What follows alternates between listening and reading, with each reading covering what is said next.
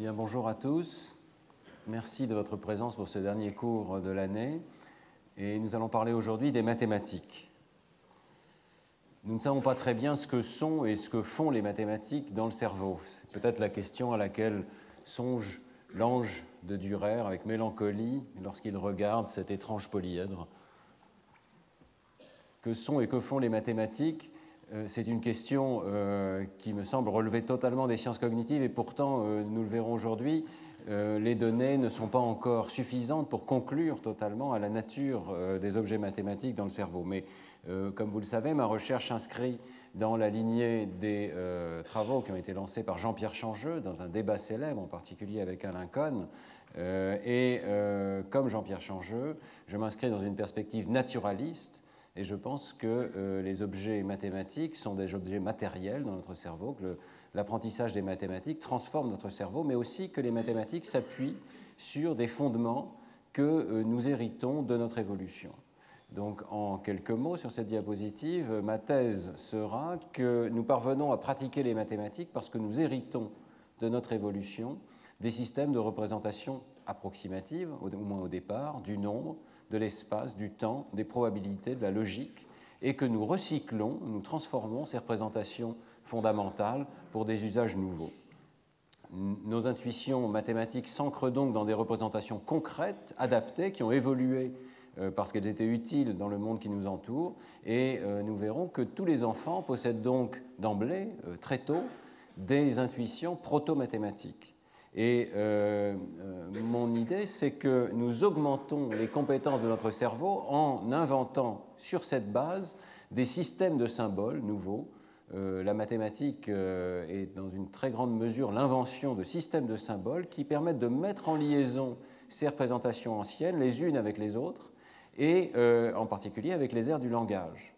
Et je pense que sur cette base, donc, nous tissons des liens entre représentations existantes.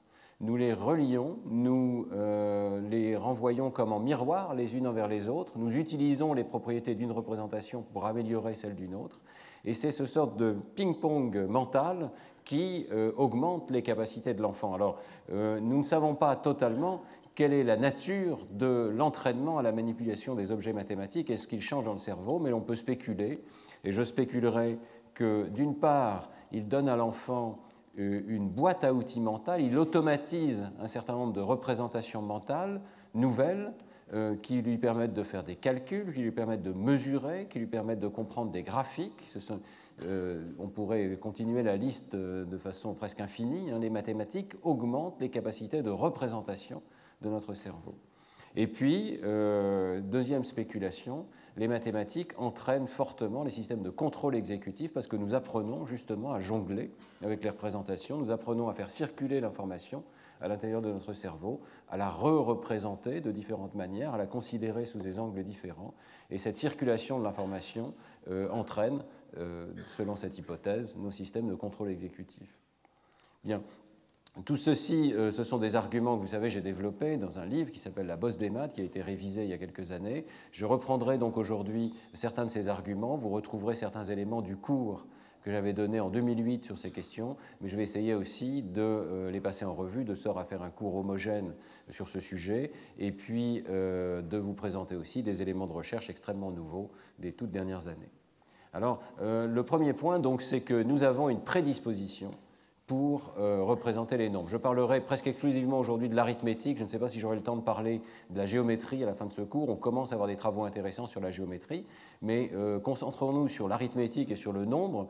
Nous savons aujourd'hui que même des très petits enfants, et j'ai choisi ce travail ici qui est peut-être le plus précoce que nous ayons, à quelques jours de vie, des très petits enfants sont déjà capables de représenter le nombre et de le faire d'une façon qui est amodale, indépendante de la modalité d'origine.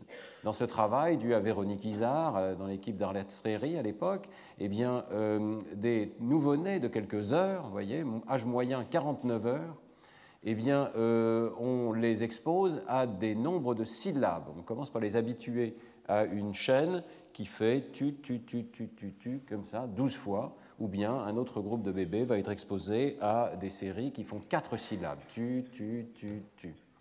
Et on fait varier les syllabes, on les habitue donc à entendre des séries de 12 sons ou des séries de 4 sons. Et ensuite, lorsqu'on teste les mêmes bébés dans la modalité visuelle, on voit qu'il y a un transfert des connaissances de la modalité auditive à la modalité visuelle, puisque les enfants vont regarder plus longtemps, toujours cette méthode d'examen du temps de regard, les enfants vont regarder plus longtemps le nombre d'objets qui correspond au nombre de sons qu'ils ont entendus. Et ceci pour des distances entre les objets qui sont suffisamment grandes. Vous voyez, il faut qu'il y ait une grande différence entre 4 et 12. L'expérience n'atteint presque pas la significativité lorsqu'on fait 4 versus 8. Donc une distance importante est nécessaire, mais lorsque les nombres sont bien différents, les enfants sont capables de repérer ce qu'on appelle la numérosité, ce paramètre donc perceptif de la cardinalité du nombre d'un ensemble d'objets. Alors le nombre, dans les études les plus récentes, semble apparaître comme l'un des paramètres fondamentaux avec lesquels nous percevons le monde extérieur. Je vais vous demander de regarder la petite croix jaune ici au centre de l'écran pendant environ 30 secondes. Fixez bien vos yeux sur la croix jaune et vous allez voir que donc sur la gauche, mais sans bouger les yeux, il y a un ensemble d'objets qui est assez grand. Vous pouvez peut-être l'estimer. Combien il fait? 40 objets, 30 objets, quelque chose comme ça, peut-être un peu plus. Sur la droite, il y a un ensemble plus petit. Votre cerveau est en train d'extraire de façon très largement automatique la numérosité de cet ensemble d'objets.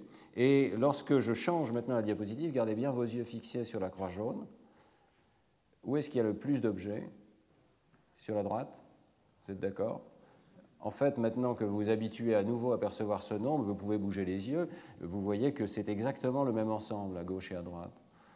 En fait, j'ai mis les images en miroir ici, de sorte qu'on soit sûr que c'est vraiment exactement le même ensemble. Vous voyez que par cette illusion qui a été découverte par David Burr en 2008, eh bien, on voit que, comme d'autres modalités perceptives, comme le mouvement dans l'illusion de la cascade, ou comme la couleur, eh bien, notre système visuel extrait le paramètre de nombre et est susceptible de s'y habituer. C'est une illusion psychophysique, comme dans d'autres dimensions de la modalité visuelle. Et cette illusion nous montre donc qu'il y a un système d'extraction du nombre qui est très largement indépendant des autres et capable d'une habituation indépendante. Des travaux jusqu'à les plus récents montrent que le nombre va être perçu plus facilement en fait que d'autres dimensions. Il y a eu au départ de ces travaux une idée que le nombre était un paramètre complexe et que d'autres paramètres comme la taille, la densité, la couleur étaient plus élémentaires que le paramètre de nombre. Eh bien, on sait maintenant que ça n'est pas le cas et qu'en réalité, le nombre fait partie des paramètres que notre système visuel extrait de façon extrêmement rapide et spontanée. Même les bébés sont plus sensibles au changement de nombre qu'à ceux de la surface totale des objets. Donc, même pour eux, extraire le paramètre de nombre n'est pas difficile et plutôt plus facile que d'extraire des paramètres continus comme la surface. Et dans une expérience toute récente, qui a été publiée il y a quelques semaines, eh bien, Jungkoo Park et Elizabeth Brannon montrent que le nombre, lorsqu'on le fait varier, vous voyez, dans ces ensembles de points ici, lorsqu'on le fait varier orthogonalement à d'autres dimensions, comme la taille des objets ou comme l'espacement des objets, eh bien, le nombre est le paramètre déterminant qui modifie l'activité cérébrale précoce. Lorsqu'on enregistre les ondes cérébrales précoces avec la technique des potentiels évoqués, ici, vous voyez que chaque barre montre un intervalle de 100 millisecondes, et bien dès 100 millisecondes, en fait 80 millisecondes, et jusqu'à 200, 250, on voit ces ondes cérébrales précoces dépendre très étroitement de la dimension numérique des stimuli, et beaucoup moins, sinon pas du tout, de la dimension de taille ou d'espacement des objets. Donc très vite, il y a une normalisation qui se produit dans le système visuel et notre système visuel, dès le plus jeune âge, a évolué pour extraire cette dimension importante du nombre d'objets. On peut montrer aussi ces résultats chez l'animal et je voudrais simplement mentionner les travaux remarquables d'Elizabeth Brannon qui travaille sur ce sujet depuis maintenant plus d'une quinzaine d'années et qui a comparé directement les performances humaines et les performances animales dans ce domaine. Elle a travaillé avec les singes macaques. Il faut savoir qu'il y a toute une littérature très importante sur le paramètre de nombre chez d'autres espèces, comme le pigeon, même les poissons maintenant. Donc le nombre fait vraiment partie des paramètres fondamentaux du monde extérieur dans lequel nous évoluons et qui incite ou qui peut-être permet une sélection naturelle donc des circuits cérébraux qui extraient ce paramètre. Donc ici, chez le singe, vous voyez que nous avons deux ensembles d'objets. Le singe est entraîné à choisir le plus grand d'entre eux et on fait varier la densité, la surface, le périmètre dans différentes études de manière à égaliser certains de ces paramètres, en faire varier d'autres. On découvre que le singe est tout à fait capable de se focaliser exclusivement sur le paramètre de nombre et que sa performance, de manière cruciale, va dépendre de ce qu'on pourrait appeler une signature de ce système d'extraction des nombres, l'effet de distance. Vous voyez que lorsqu'on indique soit le temps de réaction du singe ou de l'homme ici, soit le taux d'erreur qui est fait par le singe ou par l'homme, on voit apparaître cette régularité qui est tout à fait typique.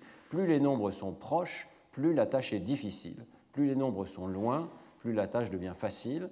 Il y a un effet continu de distance numérique, et cette distance numérique, elle est mesurée ici sur une échelle logarithmique. C'est le logarithme du rapport, autrement dit la différence des logarithmes entre les deux nombres, qui compte pour déterminer la performance à la fois des singes et des humains dans cette tâche. Donc il y a une sorte de psychophysique du nombre, et cet effet de distance, tout à fait caractéristique, nous dit qu'il y a une sorte de représentation approximative des nombres qui fait que nous avons tendance à confondre deux ensembles d'objets lorsque les nombres sont suffisamment proches, et au contraire, lorsqu'ils sont suffisamment éloignés, même des tout petits bébés peuvent distinguer par exemple 4 de 12. Alors pourquoi j'insiste sur cette représentation non symbolique du nombre, cette représentation des ensembles d'objets, de la cardinalité des ensembles d'objets? Eh bien parce que nous avons beaucoup de données qui suggèrent que ce système sert de fondement à l'apprentissage de l'arithmétique avec des symboles. Et l'une des toutes premières données qui a montré que ça semblait être le cas, c'est la découverte d'un effet de distance en 1967 par Moyer et Landauer, ensuite répliqué notamment par mes travaux, que donc lorsque nous comparons non plus des ensembles d'objets, mais des symboles numériques, des chiffres arabes, eh bien nous sommes encore soumis à un effet de distance. Vous voyez ici, dans cette tâche très simple, on demande à des personnes de décider si un nombre est plus grand ou plus petit qu'une référence, qui est 65, et lorsqu'on trace leur temps de réaction et leur taux d'erreur, on voit apparaître une très belle régularité, très systématique. Plus les nombres sont proches de la référence 65, plus la comparaison est difficile. Et non seulement le temps de réaction va s'élever considérablement, vous voyez que c'est un effet de plus de 250 millisecondes ici, mais le taux d'erreur va également augmenter jusqu'à atteindre une dizaine de %.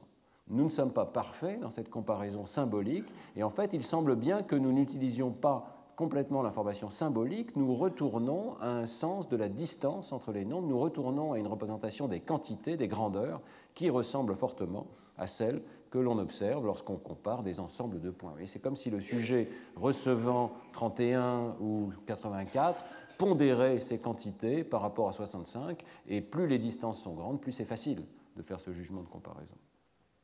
C'est très contre-intuitif. Si vous demandez à des personnes est-ce que vous êtes aussi rapide pour décider si 6 est plus grand que 5 que pour 9 par rapport à 5, les gens n'ont pas conscience que l'un est plus facile que l'autre. Beaucoup pensent qu'on a un temps de réponse constant. Nous ne travaillons pas avec les symboles, mais nous retournons à la quantité. Alors, nous avons dans le laboratoire, je ferai un tout petit historique des recherches du laboratoire sur ce sujet, puisqu'il s'est passé aussi à l'étranger. Nous avons énormément travaillé sur cet effet de distance, et lorsque l'imagerie cérébrale est apparue en IRM fonctionnel, avec Philippe Pinel, nous avons regardé les bases cérébrales de cet effet de distance. Et vous voyez ici, l'un des premiers résultats obtenus avec Philippe Pinel, c'est que si donc on place un sujet dans une IRM et qu'on regarde quelles sont les régions cérébrales qui covarient avec l'effet de distance, en orange, vous avez la variation des temps de réaction avec la distance entre les nombres. En barre bleue, vous avez les activations cérébrales. Vous voyez que les activations cérébrales corrèlent très étroitement avec cet effet dans les régions pariétales, à l'arrière de la tête, gauche et droite, bilatérales. Et cette représentation pariétale des nombres a été retrouvée dans de très nombreuses expériences que nous avons menées, que d'autres laboratoires ont menées. On peut vraiment parler d'un système extrêmement reproductible. Dès que vous faites des calculs, dès que vous pensez simplement à des nombres, cette représentation va s'activer, que les nombres soient présentés sous une forme non symbolique, des nuages de points, qu'ils soient présentés sous forme de symboles, des chiffres arabes, des mots parlés, écrits. Cette activation est tout à fait reproductible. Elle s'accompagne très souvent d'une activation qui est moins étudiée, qui se situe ici dans la région précentrale. Donc un système bilatéral de représentation des nombres, indépendant de la modalité d'entrée, donc une représentation abstraite, amodale, mais par contre, l'activation de cette région dépend fortement de la complexité des calculs qui sont demandés au sujet. Plus le calcul est difficile, plus la comparaison est difficile, plus cette région va s'activer.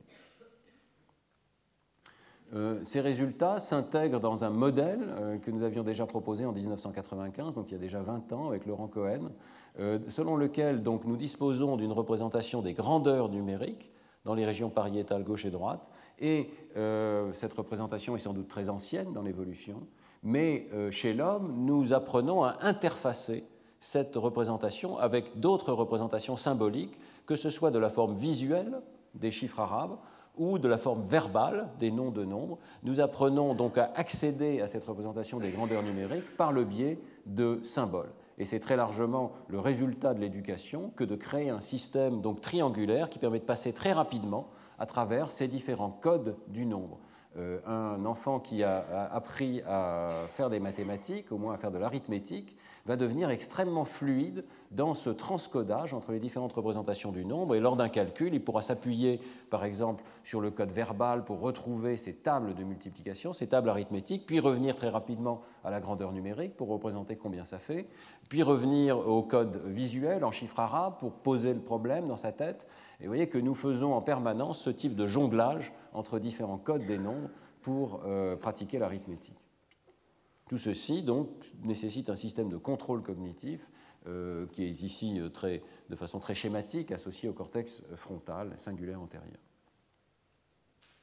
Alors, poursuivant ces travaux, nous avions essayé de localiser de plus en plus précisément ce système des nombres. Et ici, vous voyez un travail réalisé par Olivier Simon au laboratoire pour sa thèse en 2002, qui avait consisté à faire une carte du lobe pariétal et à voir que les activations liées au calcul mental s'insèrent dans une série de représentations qui sont associées aux transformations sensorimotrices dans l'espace. Lorsque vous demandez à un sujet d'attraper, de former des gestes de la main pour attraper un objet, eh bien, ce sont les régions antérieures du sillon intrapariétal, ici, en avant de cette aire du calcul, qui vont s'activer. Et on sait que chez le singe, elles contiennent des neurones qui sont ici dans la région AIP et AIP, Anterior Intraparietal, qui vont donc, ces neurones vont s'activer sélectivement en fonction de la taille et de l'orientation des objets qui guident donc le geste d'attraper un objet. De la même manière, en arrière de cette activation, ici, on trouve de façon bilatérale des régions qui, chez le singe, pourraient correspondre à l'aire LIP et qui interviennent pour les saccades, lorsqu'on déplace les yeux dans l'espace. Également lorsqu'on déplace l'attention dans l'espace. Et donc chez le singe, on trouve des neurones qui très sélectivement vont coder pour la direction des saccades dans l'espace. Eh bien, sur la base de cette carte et du fait qu'il y a une certaine homologie possible avec les aires qui étaient retrouvées chez le singe macaque, nous avions fait la prédiction que peut-être il y a donc une organisation géométrique systématique avec les aires du calcul insérées au milieu et que donc si on allait voir chez le singe macaque dans la région située entre AIP et LIP, on pourrait peut-être trouver une région qui s'intéresse au nombre chez le singe. Et nous avions à l'époque des données comportementales très claires qui suggéraient déjà que les singes étaient capables de représenter les nombres. Eh bien, cette homologie a été poursuivie dans les travaux de Andreas Nieder avec Earl Miller au départ à MIT, maintenant dans son équipe à Tübingen. Et Andreas Nieder a donc entraîné des singes à réaliser une tâche d'appariement de nombres. Vous voyez qu'ici, le singe regarde un ensemble de 4 objets. Et après un certain délai pendant lequel les objets ne sont plus visibles, il voit un nouvel ensemble et il doit dire est-ce que c'est le même nombre ou pas. Donc si c'est 3, ce n'est pas le même nombre. Si c'est 4 ici, même si ce n'est pas les mêmes objets, il doit dire que c'est le même nombre. Le singe entraîné à faire cette tâche, on peut montrer qu'il est tout à fait capable de faire attention aux paramètres spécifiques de nombre. Et ensuite, lorsqu'on enregistre les neurones, soit dans sa région frontale, soit dans cette région du sillon intrapariétal, eh bien, Andreas Nieder et Earl Miller ont fait cette découverte absolument extraordinaire qu'il existe des neurones qui sont accordés au nombre d'objets dans le monde extérieur. Donc vous avez ici un neurone qui décharge de façon maximale, son taux de décharge est optimal lorsque un objet est présent sur l'écran. Vous voyez que le taux de décharge diminue à mesure qu'on passe à 2 objets, 3 objets, 4 objets. Un autre neurone va préférer 2 objets. D'autres neurones vont préférer 3 objets. Alors, évidemment, si on enregistre un de ces neurones, ça veut dire qu'il y en a un grand nombre. Et Andreas Nieder et Ohlmüller montrent qu'il y a à peu près 30% de neurones qui s'intéressent au nombre dans la région préfrontale lorsque l'animal fait cette tâche, et à peu près 20-25% de neurones dans le sillon intrapariétal, précisément hein, à l'endroit qui était indiqué par nos expériences chez l'homme. Ils sont allés voir dans cette région, guidés en partie par nos expériences chez l'homme. Donc il y a une homologie assez plausible entre les régions qui sont observées chez le singe ici et celles qui sont activées chez l'homme lors des calculs mentaux. Bon, donc, ces populations de neurones ont continué d'être étudiées par Andreas Nieder. Il a observé un grand nombre de propriétés extrêmement intéressantes. Ces neurones, dans une certaine mesure, il en existe pour la vision, il en existe également pour le nombre dans la modalité auditive. Un certain nombre sont capables de croiser la modalité auditive et la modalité visuelle. Et tout récemment, ces neurones ont été observés même chez le singe non entraîné, en l'absence de cet entraînement à une tâche difficile. Ça, c'est particulièrement intéressant parce que ça veut dire que dès le départ, dans une certaine mesure, sans entraînement particulier, ce système numérique est déjà présent. Il y avait simplement une proportion de neurones qui semblait moindre, et en particulier dans la région intrapariétale. Ici, on trouvait plutôt 10% plutôt que 20%. Alors, ces neurones sont tout à fait compatibles avec une proposition théorique que j'avais faite avec Jean-Pierre Changeux à l'époque, en 1993, avant donc ces résultats, une dizaine d'années avant, qui était que le nombre était sans doute codé par des courbes d'accords gaussiennes sur une échelle logarithmique. Ce que ça veut dire, c'est que, vous voyez ici, on postulait que des neurones seraient accordés à un certain nombre, certains neurones coderaient pour 1, pour 2, pour 4, mais pour avoir une courbe d'accord avec une forme symétrique et gaussienne, il faudrait supposer que l'échelle interne est logarithmique. Et d'une façon assez extraordinaire, les données d'Andreas Nieder sont de telle qualité que l'on peut effectivement tester ce modèle et voir que tel est le cas. Pourquoi une échelle logarithmique? Parce que ça veut dire que ce sont les rapports entre les nombres qui comptent, et c'est effectivement ce qui est observé dans le comportement pour des nombres non symboliques. Avec une telle échelle, la distance entre les nombres doit être mesurée sur cette échelle logarithmique, et donc c'est le rapport entre 16 et 8, par exemple, entre 8 et 4, entre 4 et 2, qui va déterminer le comportement. Et c'est effectivement ce qu'on observe. C'est un certain pourcentage, si vous voulez, de discrimination qui est rendu possible par cette échelle interne. On peut expliquer l'extraction de la numérosité par un modèle. Là, je vais vous renvoyer au cours de 2008, mais je présente simplement brièvement cette proposition de modèle qui était déjà faite en 1993. Il y a eu depuis d'autres raffinements de tels modèles, mais l'idée de base reste la même. On peut donc expliquer comment un réseau de neurones qui reçoit en entrée différents objets, qui sont répartis sur un espace qui ressemble à la rétine ici, eh bien, il va être possible de normaliser pour la taille de ces objets, pour l'identité de ces objets. C'est probablement ce que fait la voie occipito-pariétale visuelle. Elle s'abstrait de l'identité des objets, mais elle repère simplement où ils sont. Et une fois qu'on sait où ils sont, on peut simplement faire la somme des activations liées à leur position, et cette somme va essentiellement être proportionnelle au nombre. Il suffit ensuite de seuiller cette représentation de la somme des nombres pour obtenir une représentation discrète différente pour chacun des nombres possibles. Vous voyez qu'on retrouve en sortie de ce modèle des courbes d'accord qui ne sont pas trop éloignées de celles qui sont observées par Andreas Nieder et Ohlmüller. La détermination exacte de ces courbes fait encore l'objet d'un débat, la localisation de ces différents systèmes également, mais vous voyez qu'on a trouvé des neurones qui sont accordés au nombre, qui correspondent à la sortie du modèle, et on a trouvé aussi, dans une région qui est sans doute un petit peu en amont de cette région LIP, dans des régions qui sont plutôt postérieures, eh bien, on a trouvé des signaux qui semblent indiquer une sommation. Donc il y aurait à la fois un code de sommation et un code accordé au nombre. Et la diapositive que je vous ai montrée il y a quelques instants montre bien qu'il y a d'abord ce code de sommation, c'est la réponse la plus précoce du système, et ensuite ce code où les neurones sont accordés chacun à un nombre particulier.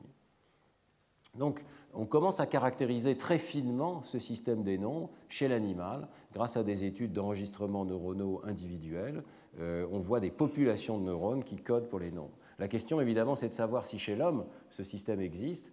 Pour le savoir, eh bien, il n'est pas encore possible d'enregistrer des neurones individuels dans cette région. On voit très très bien avec des électrodes intracrâniennes des populations de neurones déchargés. On peut aussi s'intéresser à la méthode d'habituation dont je vous ai souvent parlé, la méthode de suppression par la répétition, qui est une manière de regarder le code neural chez l'homme par l'imagerie cérébrale. Donc, dans cette expérience avec Manuela Piazza, qui date déjà d'il y a 11 ans, nous avions introduit cette méthode dans le domaine du nombre. On avait habitué la personne à voir de façon répétée un certain nombre d'objets, exactement comme tout à l'heure, vous aviez habitué votre système visuel à voir un certain nombre d'objets. Donc, on présentait ici, dans un bloc particulier, toujours 16 objets, 16, 16, 16, de façon extrêmement répétée. Et lorsqu'ensuite, de façon imprévisible, on introduisait des nombres d'objets différents, soit 16 à nouveau, mais soit 13, 8, 20, 32, eh bien, on s'apercevait que la réponse du cerveau était dépendante de la distance entre le nouveau nombre et le nombre habitué. Et vous voyez que l'on observait une magnifique courbe d'accord, inversée cette fois-ci, parce qu'elle indique l'habituation du système, mais qui ressemblait énormément aux courbes d'accord qui avaient pu être observées au niveau du neurone unique chez le singe. Et on scannait évidemment le cerveau tout entier, mais cette réponse d'habituation numérique n'était observée que dans les régions pariétales, gauche et droite, tout à fait un homologue plausible de celle qui était observée chez le singe ici. Donc nous pensons qu'il y a chez l'homme un système d'appréhension de la quantité numérique qui est tout à fait comparable à celui du singe, qui probablement est capable en quelques centaines de millisecondes, plutôt moins, en dessous de 200 millisecondes, très rapidement, de percevoir le nombre d'objets dans le monde extérieur et de le représenter sur cette sorte de ligne numérique, cet espace interne. Alors ces travaux de Manuela Piazza en 2004 ont conduit à un certain nombre de réplications et d'extensions de ce travail. D'abord, il a été montré qu'on peut répliquer ce travail chez des enfants très jeunes, d'abord vers 4 ans.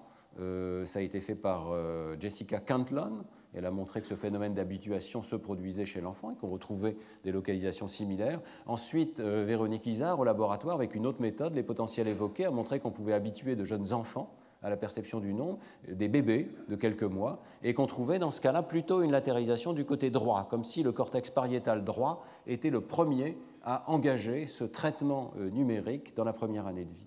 Et puis, de façon très importante, on a pu montrer que cette habituation existait toujours, même lorsqu'on présente des symboles. Si vous vous habituez à voir le chiffre 6, vous allez avoir le même genre d'habituation dans les mêmes circuits, et vous allez être surpris lorsque vous voyez une quantité qui s'écarte suffisamment de la quantité à laquelle vous avez été habitué. Donc si vous avez 6 et soudainement on passe à 12, vous allez avoir une réaction de nouveauté, de reprise d'activation similaire à celle qu'on observe ici. Et de cette manière-là, il a été possible de montrer que cette région généralise et code les nombres aussi bien lorsqu'ils sont présentés de façon non symbolique, sous forme d'ensemble d'objets, que lorsqu'ils sont présentés sous forme de symboles.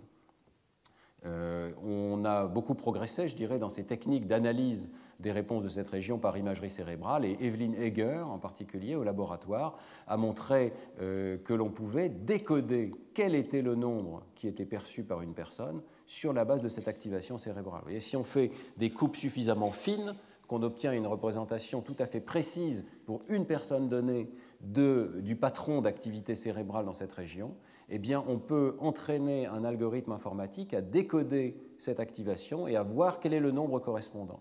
Et on arrive à faire mieux que le hasard pour deviner quel est le nombre que la personne a retenu en tête. Est-ce que c'est 4, est-ce que c'est 8, est-ce que c'est 16 ? Il faut des grandes différences entre les nombres à nouveau, mais on arrive à faire mieux que le hasard pour décoder cette activation et comprendre quel est le nombre que la personne a en tête. Donc on est certain qu'il y a chez l'homme un code qui ressemble probablement à celui du singe et qui permet de coder les quantités numériques parce qu'on arrive à les décoder. Alors récemment, des travaux ont montré qu'il y avait effectivement un développement de cette région. Si le modèle que je vous ai présenté est correct, on commence avec cette région, en particulier dans la région pariétale droite chez le bébé, on la voit déjà à quelques mois de vie, mais évidemment il va falloir accrocher à cette représentation des systèmes de symboles, comme les chiffres arabes par exemple. Eh bien, Daniel Ansari et ses collaborateurs, tout récemment, ont repris cette méthode d'imagerie avec habituation à un certain nombre, mais ils ont regardé le développement de cet effet d'habituation. Et donc ils ont présenté des chiffres arabes, comme je viens de vous l'expliquer, et ils ont répété un chiffre arabe, par exemple 6, ici, 6, 6, 6, tout en présentant de temps en temps des nombres déviants, comme 8 par exemple. Et la tâche du sujet était simplement de détecter une image. Vous voyez ici un petit schtroumpf qui apparaît. Donc l'attention du sujet n'était pas portée sur le nombre, mais l'effet d'habituation se produisait en dehors de son attention.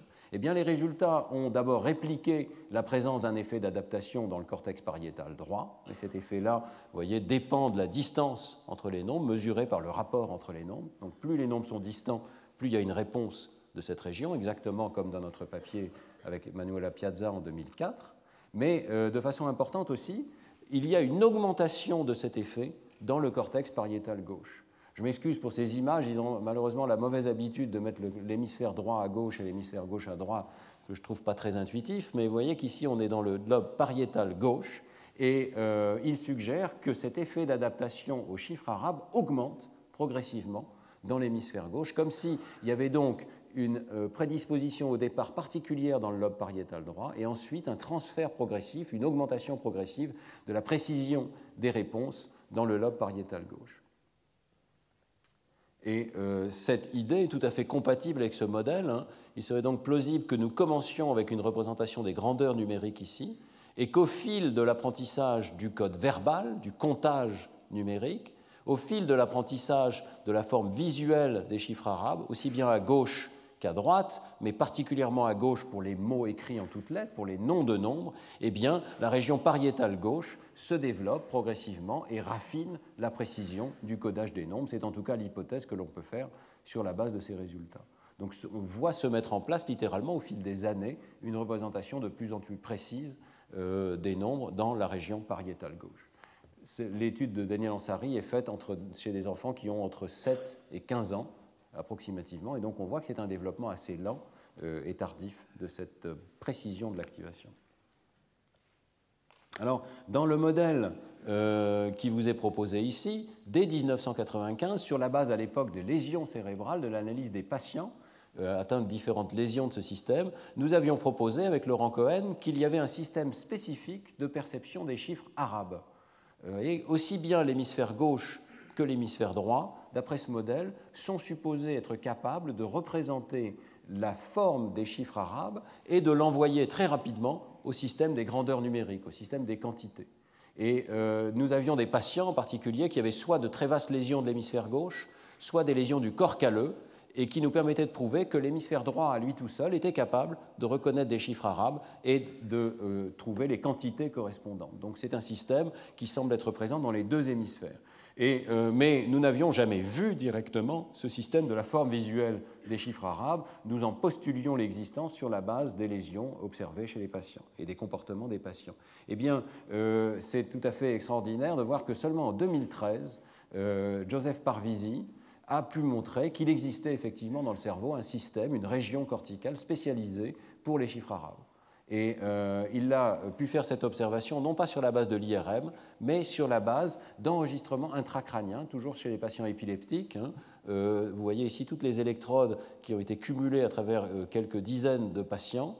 Et on trouve un système d'électrodes reproductibles d'un individu à l'autre, une région bien particulière où les électrodes systématiquement montrent un signal dans la bande gamma, donc très élevé, corrélant avec les décharges neuronales probablement, mais tout à fait spécifiquement lorsque des chiffres arabes sont présentés au sujet, des chaînes de chiffres arabes ou des chiffres isolés. Les lettres n'ont pas du tout le même effet, ni les lettres mélangées, les fausses polices dont je vous ai parlé la semaine dernière. Donc ce système de représentation des chiffres arabes est présent particulièrement dans l'hémisphère droit, mais on trouve des réponses similaires dans l'hémisphère gauche. Elles sont simplement un petit peu plus difficiles à trouver parce que dans l'hémisphère gauche, rappelez-vous, il y a aussi cette représentation de la forme visuelle des mots, des lettres, qui se trouve ici dans le sillon occipito-temporal. Et donc la proximité de ces deux représentations rend plus difficile de trouver des électrodes qui sont sensibles uniquement au nombre, mais on en trouve. Et donc il est probable qu'il y ait un système en fait bilatéral pour représenter les chiffres arabes. Dans l'hémisphère gauche, il est latéral et juste à côté des régions qui représentent les lettres. Dans l'hémisphère droit, il est tout seul parce qu'il n'y a pas cette représentation des lettres.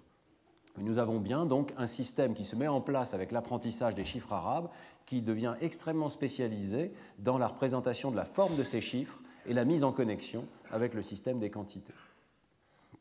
Alors, effectivement, les travaux de Daniel Ansari montrent que ce système se développe avec l'apprentissage. Là encore, ce sont des études qui consistent à comparer des enfants avec des âges quand même très différents, hein, typiquement entre 6 et 15 ans. Donc il faudrait des études beaucoup plus raffinées de micro-développement, mais c'est ce que nous avons pour l'instant. Et dans cette étude, qui est due aussi au groupe de Menon, avec Rivera ici, eh bien, on voit un changement qui est très intéressant, qui est répliqué dans de nombreuses études. C'est un déplacement de l'activation depuis le cortex frontal jusqu'à des aires qui sont celles dont nous parlons depuis le départ, le cortex intrapariétal et la région occipito-temporale ventrale qui coïncide avec cette représentation du nombre ici. Vous voyez que dans cette étude, on fait faire des petits calculs aux enfants et à différents âges, on mesure l'activation cérébrale et on regarde comment l'activation évolue en fonction de l'âge dans différents enfants. Et vous voyez que ce système postérieur qui comprend le sillon intrapariétal et cette région occipito-temporale latérale ventrale eh bien, vont augmenter d'activation, comme s'il y avait donc une automatisation et un surcroît d'activation dans ces régions, et en particulier dans l'hémisphère gauche, vous voyez ici. Et en contrepartie, il y a une diminution d'activation dans le cortex frontal. Donc, le fait de pratiquer l'arithmétique, de devenir de plus en plus fluide et rapide dans l'arithmétique mentale, va déplacer les représentations, et alors qu'au départ, on mobilise énormément le cortex préfrontal, peut-être aussi certaines régions temporales, eh bien, ces activations vont diminuer pour finalement se transférer, en quelque sorte, c'est peut-être la manière dont on pourrait caractériser ces données, un transfert d'activation vers des circuits plus rapides, plus automatiques, correspondant à ce système de correspondance entre les symboles et les quantités. On retrouve ici cette idée d'une automatisation, à la nécessité d'une automatisation qui va libérer les ressources du cortex préfrontal pour que l'enfant puisse faire d'autres choses, par exemple enchaîner des calculs ou faire correspondre le calcul avec l'objet d'intérêt dans le monde extérieur. Alors, évidemment, tout ceci nous montre un système donc en développement dans lequel on voit une mise en connexion des symboles avec les quantités, mais on reste à un niveau extrêmement élémentaire, celui de la compréhension d'un chiffre arabe, comme le chiffre 5 ou le chiffre 11. Bon, on peut se poser la question, est-ce que ça a le moins de rapport avec les mathématiques ? Lorsque j'ai sorti le livre La bosse des maths, pour la première fois, j'ai eu un débat avec un certain nombre de mathématiciens qui m'ont dit « mais les nombres, ça n'est pas des mathématiques, c'est pas ce qu'on fait. D'ailleurs, je suis nul en maths, je suis nul en calcul, je veux dire, c'est souvent ce que disent les mathématiciens. Le calcul, ça n'est pas mon domaine, ce n'est pas les nombres, c'est pas ça qui compte. » Eh bien, évidemment, je pense que ces mathématiciens oublient un tout petit peu les fondements de leur discipline, puisque le traitement des nombres a été historiquement un domaine d'importance capitale dans les mathématiques, et notamment la résolution de problèmes numériques extraordinairement simples, comme une équation du second degré, pouvait faire l'objet de traités dans le monde arabe, dans les mathématiques arabes, il y a seulement quelques, disons, 5 ou 6 siècles. Donc, vous voyez que les mathématiques, c'est aussi les nombres. Maintenant, c'est vrai que nous aimerions bien avoir quelques données sur la mise en place de mathématiques de plus haut niveau. Est-ce que ça continue de faire appel à ce système que je suppose être fondamental de représentation des nombres ? Eh bien, après avoir beaucoup réfléchi à la manière d'aborder ce problème, avec une jeune thésarde, Maria Malric, nous avons commencé à aborder ce problème en scannant pour la première fois à Neurospin des mathématiciens professionnels. Et c'est une expérience pilote dont je vous livre les résultats, elle n'est pas encore publiée, mais nous avons conçu des stimuli pour pouvoir tester chez eux, avec l'IRM, quelles sont les régions concernées et comment elles s'organisent en particulier, est-ce qu'elles continuent de faire appel au même circuit que des régions impliquées dans le calcul le plus élémentaire. Alors nous avons présenté à ces mathématiciens professionnels des images, d'abord dans un premier bloc, des images habituelles qui nous permettent de cartographier la voie visuelle ventrale, donc corps, outils, visage, maison, mots bien entendu, mais aussi nombres, mais aussi équations, que seuls ces mathématiciens étaient capables évidemment de reconnaître assez rapidement. Et puis des damiers. Nous avions un groupe contrôle. Alors qu'est-ce que c'est qu'un groupe contrôle pour des mathématiciens professionnels? C'est en soi l'objet d'un débat évidemment vigoureux. Nous avions choisi de recruter des personnes de même niveau académique, Donc tous étaient des chercheurs ou des enseignants professionnels, mais complètement en dehors du domaine des mathématiques. Par exemple, des historiens, des personnes qui nous disaient « je n'ai pas eu de formation mathématique particulière très avancée ». Alors, deuxième scan, et c'était peut-être le plus important, nous présentions à ces personnes des problèmes mathématiques sous une forme auditive, des phrases.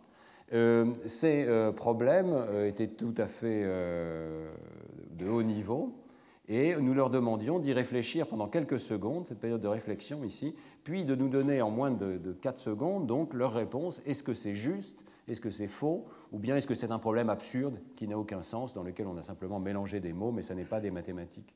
Alors je vous laisse en juger. Ça, c'est un problème facile. Toute matrice carrée est équivalente à une matrice de permutation. Alors, c'est vrai ou c'est faux? C'est faux, évidemment. Alors, c'est faux. Donc, nous avions des problèmes mathématiques de ce genre-là, et nous avions des problèmes non mathématiques de contrôle, des phrases de même durée, de contenu aussi élaboré, mais qui portaient sur des questions d'histoire particulière ou de l'environnement, disons, culturel que nous connaissons, mais qui ne faisaient pas appel ni au nombre, ni au concept mathématique. Et nous pouvions montrer que ces problèmes étaient aussi difficiles que les problèmes mathématiques. Alors qu'est-ce que nous avons trouvé? Eh bien, nous avons trouvé qu'il y a une dissociation presque complète entre les mathématiques et les problèmes non mathématiques, et qu'il y a vraiment un réseau tout à fait caractéristique des problèmes mathématiques. Donc ici, vous avez le contraste entre problèmes mathématiques, réflexion sur les problèmes mathématiques et réflexion sur les phrases non mathématiques. Et vous voyez apparaître immédiatement cette immense activation bilatérale pariétale, ainsi que cette activation au niveau occipito-temporal latéral, ventral, à gauche comme à droite, ainsi que des activations dorsales dans le cortex frontal et dans la ligne médiane ici.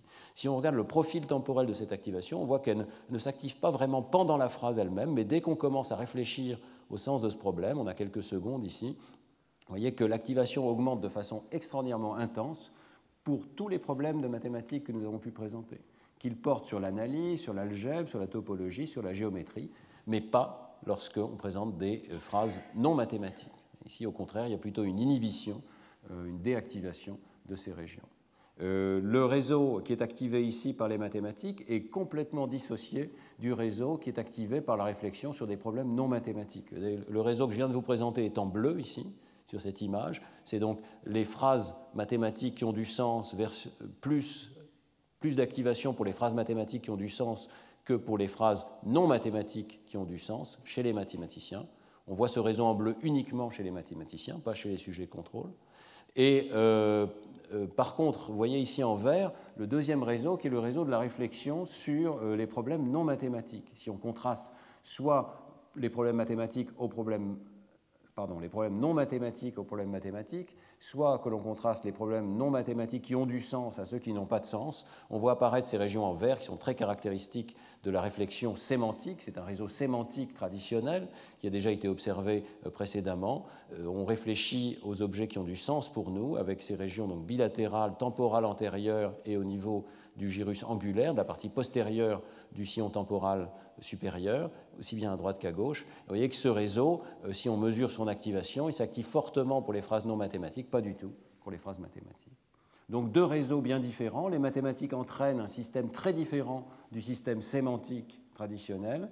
Et quel réseau active les mathématiques? Eh bien, si on compare chez les mêmes sujets les activations causées par des problèmes mathématiques de très haut niveau avec celles causées par le calcul mental ou par la simple présentation de nombres visuels, sans tâche particulière, simplement dire si le nombre est répété ou pas, eh bien vous voyez que toutes ces activations se recouvrent fortement, à la fois dans le lobe pariétal, dans le sillon intrapariétal ici, et dans la région temporale latérale, gauche et droite.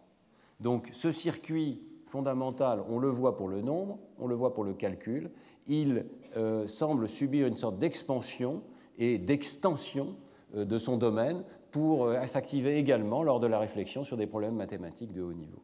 Il semble bien donc que le système de nombres, on puisse vraiment parler de fondement, au moins au niveau du circuit. C'est le même circuit qui va continuer de s'activer, même pour des problèmes mathématiques de haut niveau. Au niveau de la voie ventrale, on a pu rentrer un tout petit peu dans le détail et regarder donc cette mosaïque d'activation cérébrale chez les mathématiciens et chez les sujets contrôle, de même niveau académique, mais sans entraînement mathématique. Et vous voyez ici que, évidemment, à première vue, ces activations se ressemblent énormément. Nous avons tous la même activation, la même organisation, disons, de ces activations. Par exemple, la représentation des visages, ici est en rouge. Vous voyez qu'elle est forte à droite, un petit peu moins forte à gauche, dans une région bien particulière qu'on appelle l'aire fusiforme des visages, et on la retrouve ici chez les sujets contrôle. Vous voyez quand même que tous les sujets ont des activations pour les nombres. Alors maintenant, au départ, on n'arrivait pas à avoir ces activations, et c'est pour ça que ça a été si tardif de faire cette découverte, parce que cette région était l'objet d'un artefact sévère en IRM fonctionnel. Il y avait une perte de signal dans cette région. Maintenant qu'on arrive à faire des images plus précises de cette région, on voit très bien cette activation bilatérale causée par la forme des nombres dans les régions ici, donc gauche et droite, et également cette activation dans le cortex pariétal ici. Alors ce qu'on peut voir, c'est que les formules mathématiques chez les mathématiciens causent une activation très importante. Ce n'est pas qu'elle soit complètement absente chez les sujets contrôle, mais elle est vraiment particulièrement étendue et intense, au point d'envahir un tout petit peu, vous voyez l'activation causée par les mots écrits, dans cette région occipito-temporale ventrale, particulièrement à gauche. Et donc nous avons trouvé une différence importante de cette région. L'entraînement mathématique augmente les activations causées par la notation mathématique, les formules mathématiques dans cette région occipito-temporale gauche. Et également, lorsqu'on regarde précisément cette région, on voit une petite augmentation de la représentation des nombres. Tout le monde a une représentation des chiffres arabes dans cette région, mais les mathématiciens, sans doute, augmentent un tout petit peu la qualité de cette représentation. Il est intéressant de voir que ceci se produit peut-être à nouveau, un petit peu comme la lecture, peut-être au détriment de la représentation des visages dans le cortex. C'est un résultat qui demande à être pris avec la plus grande prudence. Mais vous voyez que si on regarde au niveau du cerveau entier, qu'est-ce qui diminue d'activité à mesure, si on compare les mathématiciens par rapport au sujet contrôle, eh bien, il y a moins d'activation pour les visages dans cette région fusiforme droite, juste en avant, la partie antérieure de l'aire de la forme visuelle des visages, le fusiforme face area. Donc un résultat que je vous soumets tel quel, mais il semble bien que l'apprentissage intensif de la lecture, je vous l'avais montré la semaine dernière dans cette région, et ici en plus des formules mathématiques et des nombres, finissent par entrer en compétition de plus en plus avec la représentation des visages et diminuer sa quantité d'activation. Voilà, donc clairement, même pour ce qui est des mathématiques de plus haut niveau, ce réseau que nous décrivons depuis le départ, qui intervient au départ pour les quantités numériques, puis pour les symboles des nombres, étend sa capacité d'activation, sa capacité de représentation à des objets mathématiques beaucoup plus élaborés. Nous avions fait l'effort dans cette étude pour les phrases parlées de ne pas faire appel aux nombres. Il n'y avait pas de nombres dans les phrases que les sujets entendaient. Donc nous savons que cette activation est due à quelque chose d'autre, une extension de ce réseau pour des objets mathématiques plus élevés. Alors, dans la dernière partie de cet exposé, je voudrais revenir à la manière dont le sens des nombres se modifie au fil de l'apprentissage des mathématiques et ce qu'on peut en conclure pour revenir maintenant aux jeunes enfants sur peut-être l'éducation, la manière dont on peut enseigner ces objets mathématiques. En tout cas, les plus élémentaires d'entre eux, les nombres. Donc, les enfants possèdent très précocement un sens du nombre qui guide l'apprentissage des mathématiques. La compréhension des symboles numériques et des opérations arithmétiques simples implique la mise en relation de ces symboles avec cette représentation préexistante du nombre, et nous allons voir que ces résultats contraignent l'apprentissage du calcul de plusieurs manières. Donc le sens des nombres contraint l'apprentissage du calcul, d'abord parce que son degré de maturité corrèle et peut-être détermine la vitesse et la facilité avec laquelle les enfants apprennent les nombres et le calcul. Donc plus cette représentation précoce va être précise, plus les enfants seront en avance et auront des facilités dans le domaine des nombres et du calcul mental. Et d'autre part, son intégrité semble être une condition nécessaire à l'apprentissage du calcul normal. On va parler très brièvement de la dyscalculie, mais certaines données suggèrent que des anomalies de cette représentation précoce des nombres peuvent conduire certains enfants à développer des troubles de l'apprentissage de l'arithmétique. Alors, je voudrais simplement rappeler, je pense que ces données sont connues de beaucoup d'entre vous parce qu'elles sont déjà anciennes, 1992, mais qu'il y a un développement très lent et difficile pour les enfants des noms de nombres, des symboles verbaux pour les nombres. On pourrait penser qu'apprendre à compter, c'est extrêmement facile. L'enfant peut apprendre très facilement à réciter la série de nombres. Et c'est vrai, les enfants apprennent à réciter la série de nombres. Et dans les travaux de Gell-Mann et Galistel, dans un article, dans un livre tout à fait classique, qui s'appelle The Child's Understanding of Number, que je vous recommande, Gell-Mann et Galistel ont montré que les enfants sont sensibles à la nature du comptage. Ils sont capables d'apprendre à réciter les noms de nombres en rapport avec les objets, un nombre, un objet. Ils sont capables de détecter des anomalies. Si par exemple une poupée fait devant eux un mauvais compte, saute un objet ou saute un nom de nombre, ils sont capables de le repérer. Mais ceci ne veut pas dire qu'ils comprennent le sens de cette opération. Et en fait, ça c'est un point très important, je pense, pour les éducateurs, notamment en maternelle, pour les parents de jeunes enfants. Le simple fait de réciter la série des noms de nombres n'est pas encore une indication que l'enfant a compris la relation entre ces mots et les quantités correspondantes. Et on sait que cette mise en correspondance demande beaucoup de temps pour se développer. Plusieurs tâches, une tâche qui demande simplement ce qu'on appelle What's on this card, c'est-à-dire de dire on montre un ensemble d'objets à l'enfant, on dit combien il y a là-dessus, qu'est-ce qui est sur cette carte. Et il doit dire 3 objets, s'il y a 3 objets, 4, etc. Ou bien, dans la tâche inverse, on dit donne-moi un nombre. On lui dit donne-moi 3 poupées, et on regarde s'il est capable d'attraper précisément 3 poupées parmi un ensemble. Eh bien, ces 2 tâches montrent que l'enfant a beaucoup de difficultés avec ces nombres, même s'il sait déjà réciter la série 1, 2, 3, 4, 5, 6, il ne sait pas forcément que le mot 5 correspond à 5 objets, que le mot 4 correspond à 4 objets, qu'il y a une correspondance systématique entre la série du comptage et la taille successive des cardinaux des ensembles. Et cette mise en correspondance demande beaucoup de temps. Les enfants vont faire beaucoup d'erreurs. Et ici, sur cette échelle que je reprends de l'exposé de Manuela Piazza, il y a quelques années, ici même, eh bien, on voit que l'enfant va comprendre assez vite que tous ces noms sont des nombres qui font référence à des quantités. Tous font référence à des quantités. Mais c'est seulement vers 2 ans et demi qu'il va commencer à comprendre ce que veut dire le mot 1. 6 mois plus tard, il va comprendre ce que veut dire le mot 2. Encore plusieurs mois plus tard, il va comprendre ce que veut dire le mot 3 et le mot 4, et ceci de façon parfaitement sérielle. Et c'est seulement vers l'âge de 4 ans, typiquement, que les enfants vont découvrir d'un seul coup que tous les nombres ont une correspondance avec les quantités, que chacun des mots de la série a une correspondance avec les quantités. Donc, c'est déjà quelque chose qui demande un apprentissage particulier. On ne sait pas très bien ce qui cause cette extraordinaire lenteur de développement. Elle est comparable à la lenteur d'acquisition des mots de couleur, par exemple, qui avait été notée depuis bien longtemps. Souvent, les enfants connaissent le fait que les couleurs se réfèrent à des qualités perceptives, mais ne savent pas précisément quel mot correspond à quelle couleur. Eh bien, c'est le même genre de phénomène qui a l'air de survenir ici, et c'est possible que ça ait à voir avec ce raffinement progressif de la précision du système approximatif des nombres.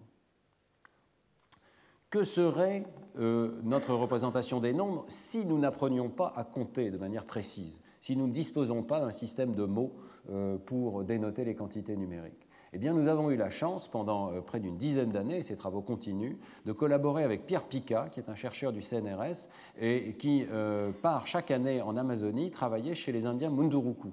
Et l'intérêt de ce travail en Amazonie, c'est que plusieurs peuples d'Amazonie ont des langues dans lesquelles les nombres ne sont pas très développés. Vous voyez qu'ici, dans la langue Munduruku, il y a des noms de nombres. Il y a un mot pour dire 1, Pangma, il y a un mot pour dire 2, Shep-Shep, il y a un mot pour dire 3, Ebapang, il y a un mot pour dire 4, Ebadip-Dip, et ensuite ça s'arrête à peu près là. Il y a un mot pour dire 5, qui est Pangpombi, qui veut littéralement dire une main, une poignée, et nous avons pu montrer que tous ces nombres sont en fait approximatifs. Donc le terme une poignée n'est peut-être pas inapproprié. Voyez. Les Indiens ne sont pas capables de réciter ces noms de nombres pour compter, donc ils ne sont pas capables de dire 1, 2, 3, 4, 5 comme nous le faisons.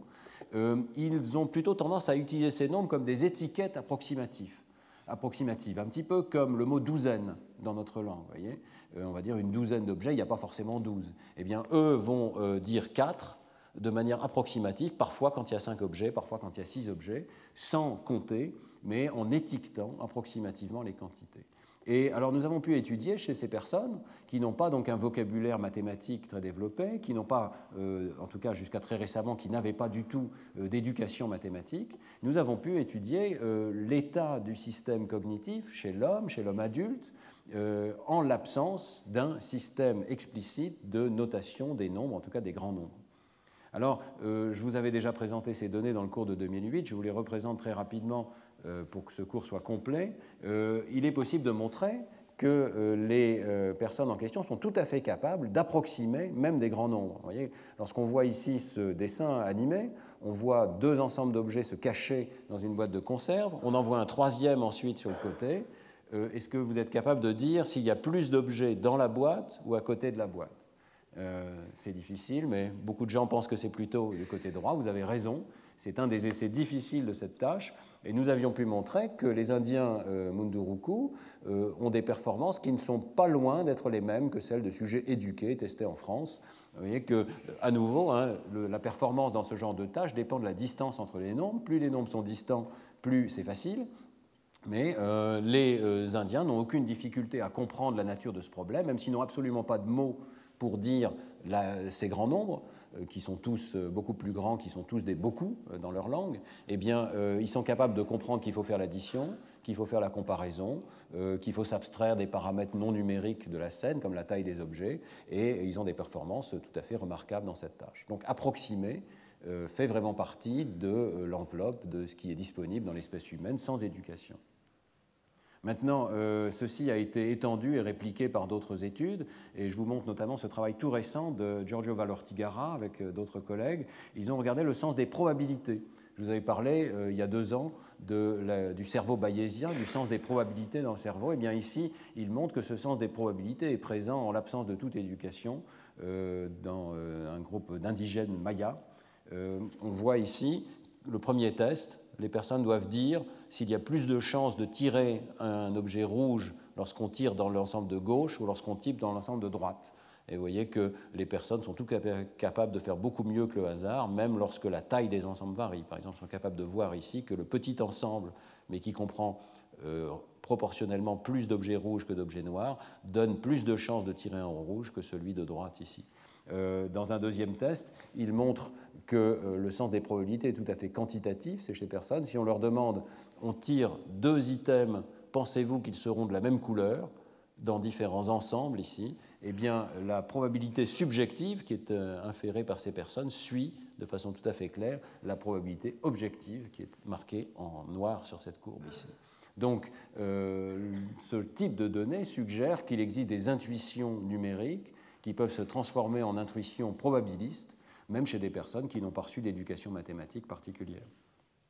Alors, qu'est-ce qui manque lorsqu'on n'a pas reçu d'éducation mathématique? Eh bien, dans nos données, si vous regardez attentivement ici, nous avions pu montrer qu'un test particulier de soustraction exacte n'était pas réalisé normalement. Regardez bien. Voilà. Combien est-ce qu'il reste d'objets dans la boîte? 1. Tout le monde dit 1. Vous avez raison, évidemment. Il y avait 5 objets au départ. Il y en a 4 qui sont sortis par le bas de la boîte ici. Eh bien, vous venez de faire une soustraction mentale très simple. Vous avez vu que je vous ai distrait en même temps, ça n'a pas été plus difficile pour autant. Eh bien, sur cette tâche, il y a une grande différence entre les Indiens Munduruku et les sujets éduqués et testés en France. Vous voyez que nous arrivons à faire cette tâche à peu près quelle que soit la taille du premier nombre, alors que pour les Indiens, lorsque le premier nombre augmente, la tâche devient de plus en plus difficile. Pourquoi? Parce que nous avons choisi des résultats qui sont entre 0 et 2. Donc les résultats possibles sont 0, 1 ou 2. Il faut vraiment faire le calcul exact pour trouver la bonne réponse ici. Eh bien, lorsque les nombres sont grands, l'approximation ne suffit plus. La courbe qui est en vert ici est une courbe issue d'un modèle de l'approximation. Il est possible de rendre compte des performances des Indiens d'Amazonie simplement en supposant qu'ils continuent de faire une approximation là où il faudrait faire un calcul exact. Ils ne semblent pas avoir la capacité de détecter très rapidement, comme vous, qu'ici il y avait 5, et que si 4 sont sortis, c'est donc qu'il n'en reste qu'un. C'est une capacité de calcul exact qui dépend du raffinement de la précision du système numérique causé par l'apprentissage des noms de nombres. Il y a une autre chose qui change assez vigoureusement lorsqu'on apprend explicitement des représentations symboliques des nombres, c'est les relations entre les nombres et l'espace. Là encore, nous avons pu tester cette relation entre les nombres et l'espace chez les Indiens Munduruku. Alors, il faut savoir que la relation entre le nombre et l'espace, c'est absolument fondamental dans les mathématiques. C'est évidemment l'origine de la géométrie, c'est la mesure de la Terre, c'est la mesure des dimensions spatiales, l'idée que le nombre s'applique à une distance et qu'on peut mesurer avec le nombre des distances dans le monde extérieur. Eh bien ici, on regarde si ces Indiens d'Amazonie sont capables de comprendre qu'on peut placer les nombres dans l'espace en correspondance avec l'espace. Donc on leur montre cette ligne ici. À gauche, il y a un objet. À droite, il y a une certaine quantité d'objets qui se trouve être 10. Et ensuite, on va leur demander, pour chacun des nombres qu'on va leur présenter, de les placer sur cette ligne. Et on va leur demander de pointer du doigt, et l'expérimentateur, Pierre Picat, clique à l'endroit où ils ont pointé du doigt, et on recueille ces données. Alors vous voyez qu'on peut présenter des nombres sous forme non symbolique, des nuages de points, de 1 jusqu'à 10 points, des sons, ou éventuellement des mots en Munduruku, éventuellement avec une syntaxe étendue qu'on observe que très très rarement ou pas du tout dans la langue, mais par exemple ici, ça serait 1 et encore 2, pardon, une poignée et encore 2, donc une main et encore 2, donc peut-être 7, et on peut aussi leur présenter les mots en portugais que certains connaissent.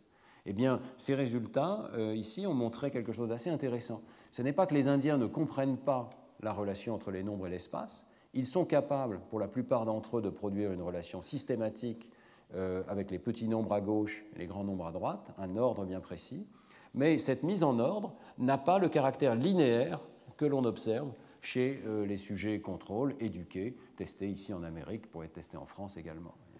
Lorsque vous passez ce test, vous prêtez attention à la linéarité de l'espace des nombres et vous allez mettre successivement tous ces nombres à des positions bien espacées les unes des autres.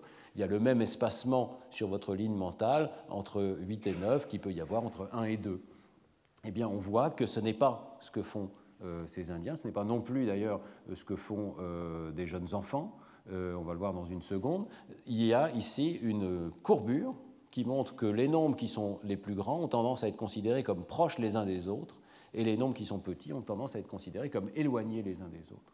Comprendre qu'il y a la même distance entre 8 et 9 qu'entre 1 et 2, c'est déjà le résultat de l'éducation. Ça n'est pas spontané, et on peut être un adulte, mais si on n'a pas reçu un entraînement particulier à la compréhension de l'arithmétique, eh bien, on ne va pas forcément développer le concept de linéarité de l'espace des nombres. Alors, ceci peut vous paraître très exotique, hein, l'idée qu'on mette 3 ou 4 plutôt vers le milieu et que 5 ne soit pas au milieu de la ligne entre 1 et 9, mais vous pouvez tester ça à la maison avec de jeunes enfants.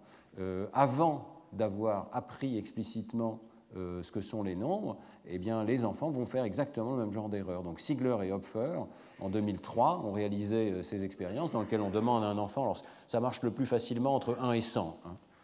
Entre 1 et 10, on peut le montrer aussi, mais entre 1 et 100, c'est vraiment le plus facile à démontrer. On dit à un enfant, voilà une ligne où il y a 1 à gauche, 100 à droite, dis-moi où tu mets 10, dis-moi où tu mets 50, dis-moi où tu mets 80, etc. Eh bien, dès que l'enfant fait mieux que le hasard, il a une courbure dans cette représentation des nombres. Il va placer plutôt 10 vers le centre de la représentation, voyez, et il va placer, par exemple, 50 beaucoup plus près de 100 que de 1. Toute sa ligne va être dilatée avec les grands nombres comprimés vers la droite, les petits nombres dilatés, de manière à respecter cette représentation logarithmique du nombre. Et dans ces expériences ici, ça n'est que vers le second grade, donc l'équivalent de l'année après le CP, CE1, que les enfants vont commencer à mettre en place une linéarité relativement bonne de leur ligne numérique. Ça va dépendre de leur degré d'éducation. C'est une bonne mesure du degré d'avancement des enfants dans ce développement donc, de la représentation des nombres. C'est très intéressant de voir que spontanément, la performance n'est pas du tout aléatoire, mais elle respecte ce caractère logarithmique de l'intuition des nombres dès le départ. Cette idée que les grands nombres, c'est les rapports entre les nombres qui comptent, et donc les grands nombres entre 50 et 100 sont tous plutôt proches les uns des autres. Alors, tout ceci nous montre donc que chez un jeune enfant, le développement du nombre n'est pas rapide du tout. Ça prend de nombreuses années de mettre en place une transformation progressive de cette intuition des nombres. Et je pense que ces données sont donc pertinentes pour les éducateurs, notamment dans les petites classes, au jardin d'enfants et au CP, au CE1, au CE2.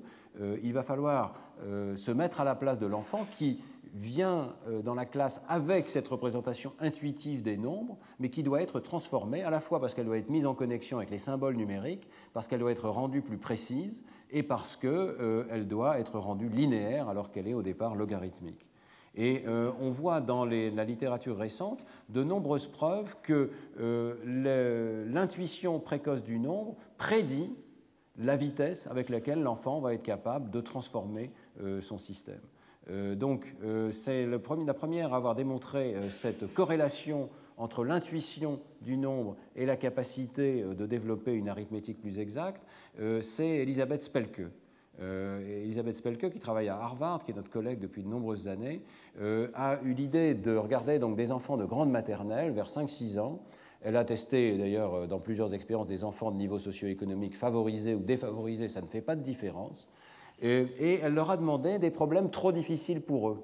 Et ça, c'est assez intéressant parce que je pense que si vous demandez à un éducateur, personne n'aurait l'idée de demander à des enfants de grande maternelle, avant de leur avoir appris ce que sont ces nombres, de faire des additions. Ici, on dit Sarah a 21 bonbons, elle en a 30 de plus. Est-ce que c'est Jean, lui, en a 34? Qui en a le plus? Est-ce que c'est Sarah ou bien est-ce que c'est Jean? Alors, vous, bien entendu, vous savez faire le calcul, mais de très jeunes enfants à qui on n'a pas enseigné explicitement les règles de l'arithmétique, des additions, peuvent trouver cela difficile. Et bien, ce qui est intéressant, c'est qu'ils font nettement mieux que le hasard. Ils font nettement mieux que le hasard parce qu'ils sont capables d'utiliser leur représentation approximative quand la distance est suffisamment grande entre les nombres pour répondre mieux que le hasard. Mais ce qui est également intéressant, c'est que ce test va prédire la capacité arithmétique des enfants à la fin de l'année. Les enfants qui sont meilleurs à ce test approximatif vont être aussi ceux qui sont déjà sur la bonne voie et qui vont réussir dans un test beaucoup plus scolaire de calcul mental ou de représentation des symboles des nombres. Il y a donc une capacité prédictive de cette intuition précoce du nombre sur le développement ultérieur. Et ceci est répliqué dans de nombreuses études. Alors, l'étude suivante était parue dans la revue Nature, sous la plume de Halberda et collaborateurs. Ils montrent à l'époque une corrélation en quelque sorte rétrospective.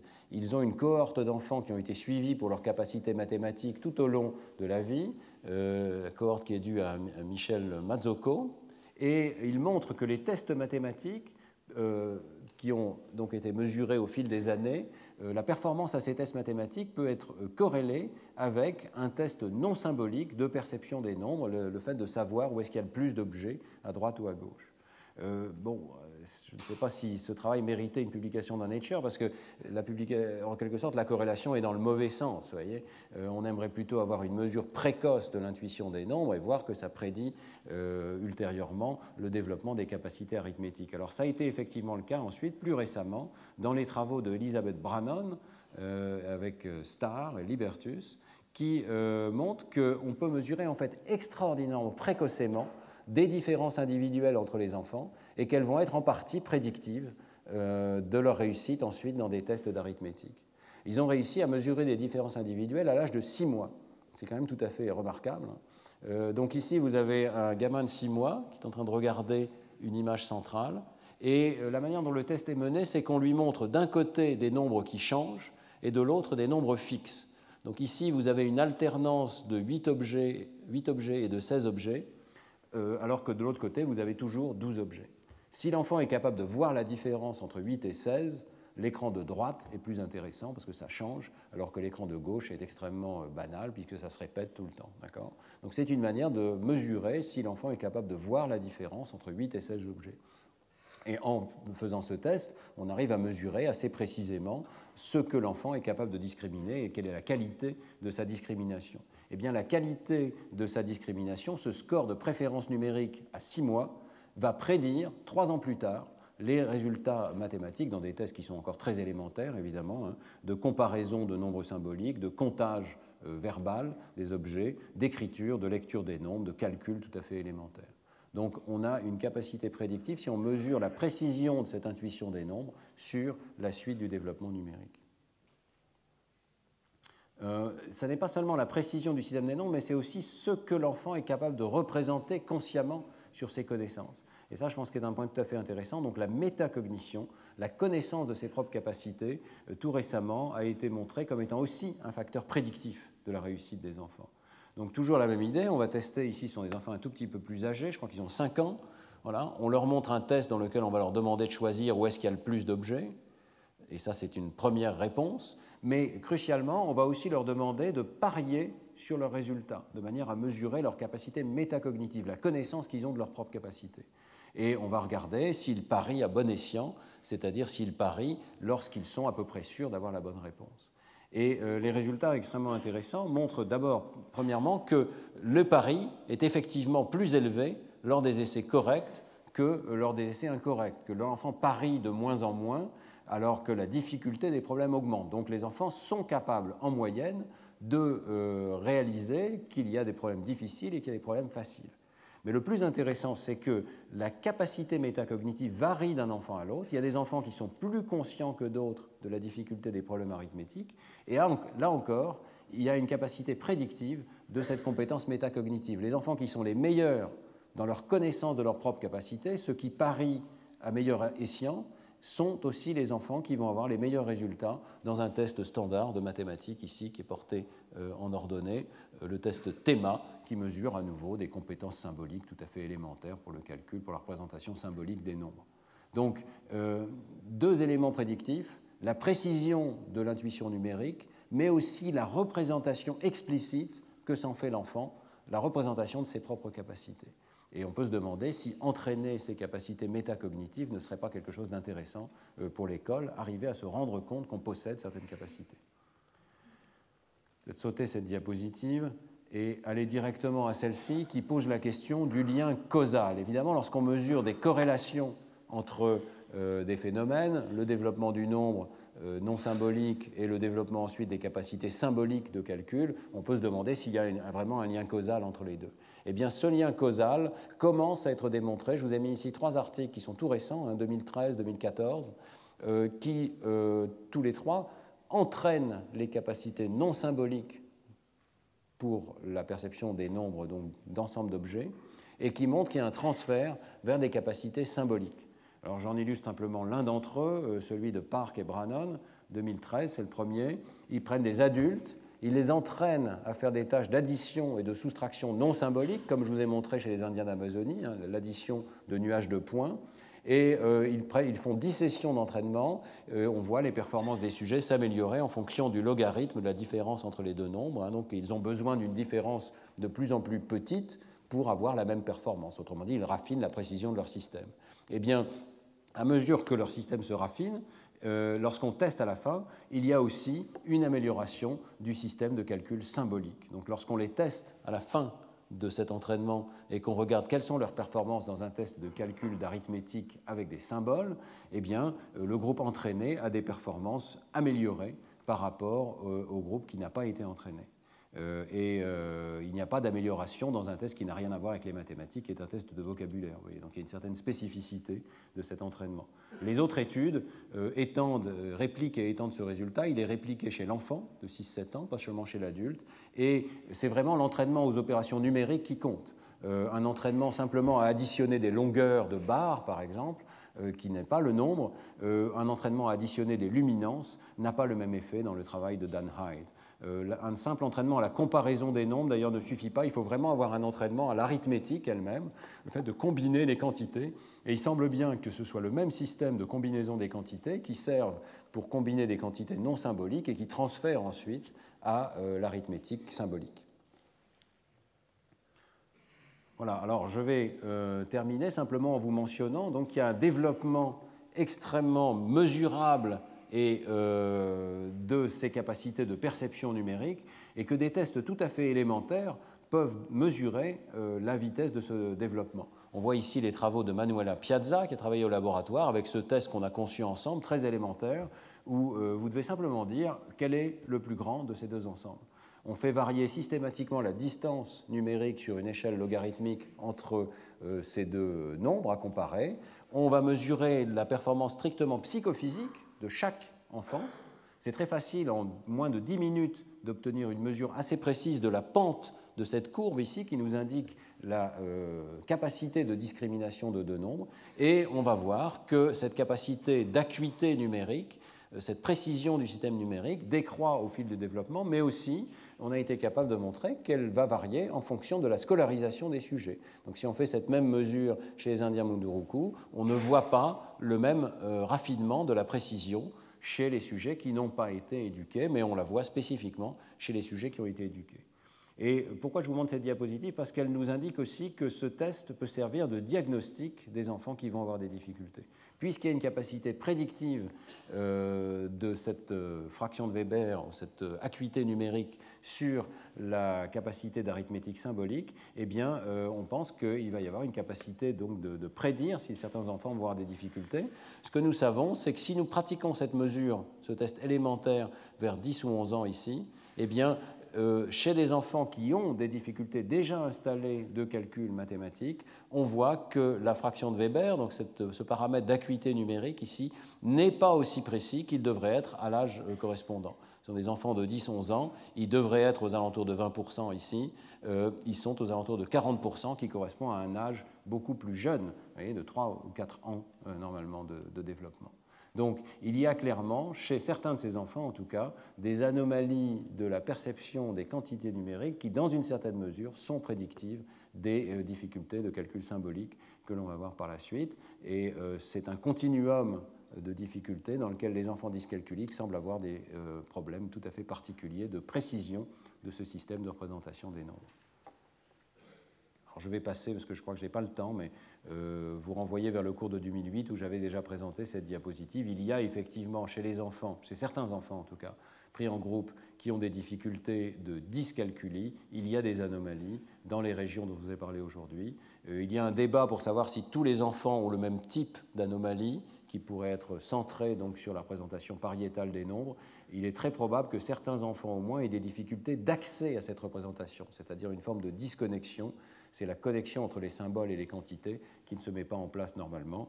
Il y a toutes les raisons de penser que la dyscalculie va être un petit peu comme la dyslexie. À mesure qu'on va avoir des études de plus en plus précises, on va pouvoir distinguer des sous-types d'enfants, certains qui ont des déficits peut-être primaires de représentation des quantités et d'autres qui ont des difficultés dans les connexions de ce système avec les représentations symboliques des nombres.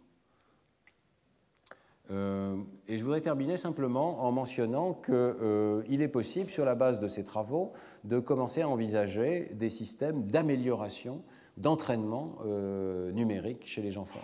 Il y a eu plusieurs travaux dans la littérature que je rappelle ici, notamment des travaux très importants parce que dans un contexte social bien particulier, à Chicago, dans des banlieues de bas niveau socio-économique, Griffin et Case avaient montré qu'une intervention très systématique permettait d'aider ces enfants à développer des compétences numériques normales et même meilleures que la normale. Voyez. Leur intervention consistait à faire jouer à des jeux mathématiques tout à fait élémentaires, notamment des jeux de plateau, des jeux comme les petits chevaux par exemple, ou la bonne paix, qui font manipuler les nombres et qui manipulent aussi la correspondance entre nombre et espace. Et ils avaient montré que les enfants qui sont ici dans le groupe en vert, qui partaient d'un niveau assez faible correspondant à leur groupe socio-économique, ici qui est en rouge, eh bien très rapidement avaient des performances qui augmentaient plus vite que leur groupe de même niveau socio-économique, qui rattrapaient la courbe des enfants de niveau socio-économique supérieur et qui finissait par dépasser ces enfants quelques années plus tard. Donc une intervention extraordinairement efficace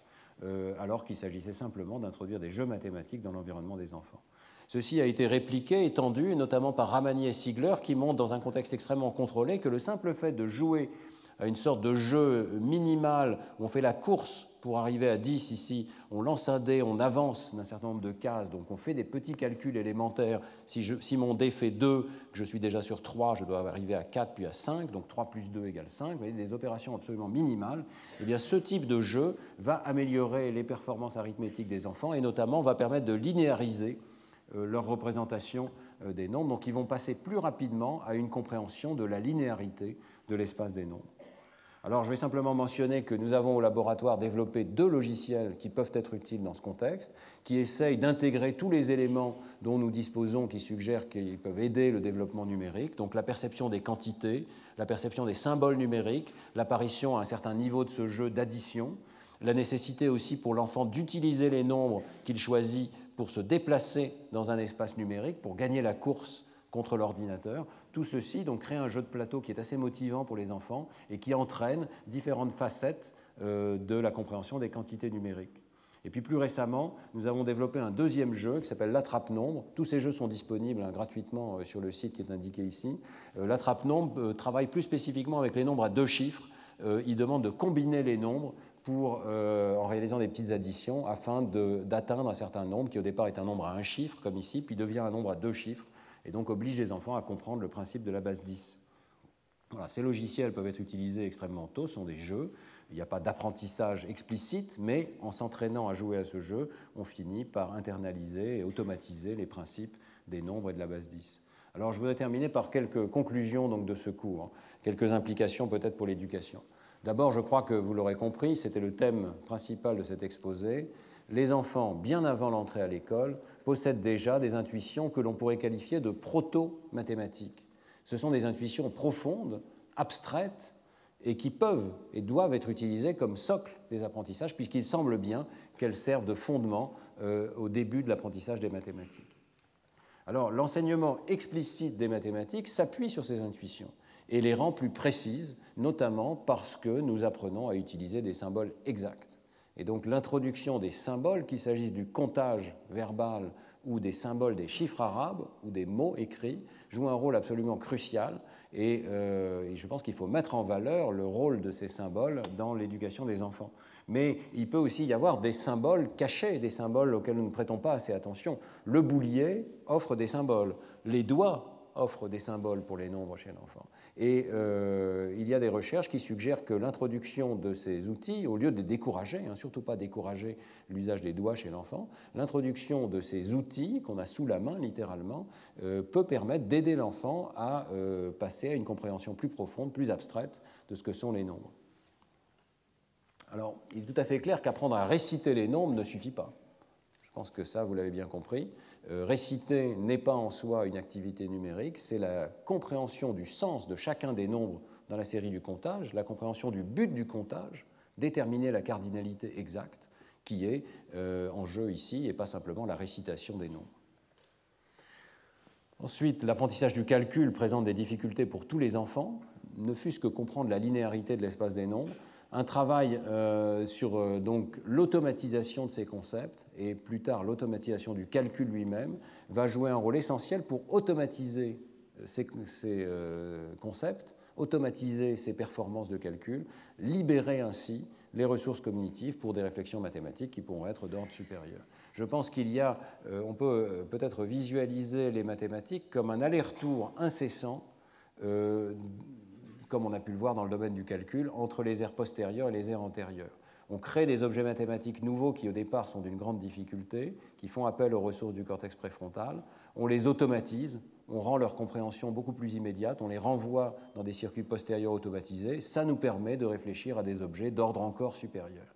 Et beaucoup de l'histoire des mathématiques, je pense, peut être vue comme une sorte de pyramide où on construit sans cesse des objets de plus en plus abstraits parce qu'on a réussi à automatiser, à symboliser avec des symboles de plus en plus simples ces objets anciens. Et donc on peut construire sur cette base des objets nouveaux.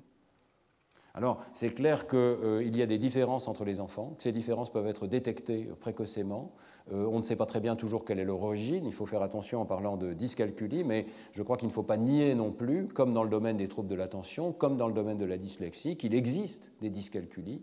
Il existe des dyscalculies d'origine génétique, d'origine développementale, et celles-ci peuvent être détectées par des outils diagnostiques relativement simples qui commencent à émerger. Ces enfants bénéficient d'un entraînement, ce n'est pas parce qu'ils sont étiquetés dyscalculiques qu'ils sont voués à l'échec en mathématiques. Au contraire, on peut introduire des tests diagnostiques d'abord et ensuite des jeux numériques, des jeux de plateau, des logiciels éducatifs, utiliser les nombres dans tous les contextes de la vie quotidienne afin de renforcer le sens numérique chez l'enfant. Et ces interventions, on commence à pouvoir prouver qu'elles ont des effets réels sur le devenir et la compréhension des mathématiques chez l'enfant. Merci beaucoup de votre attention.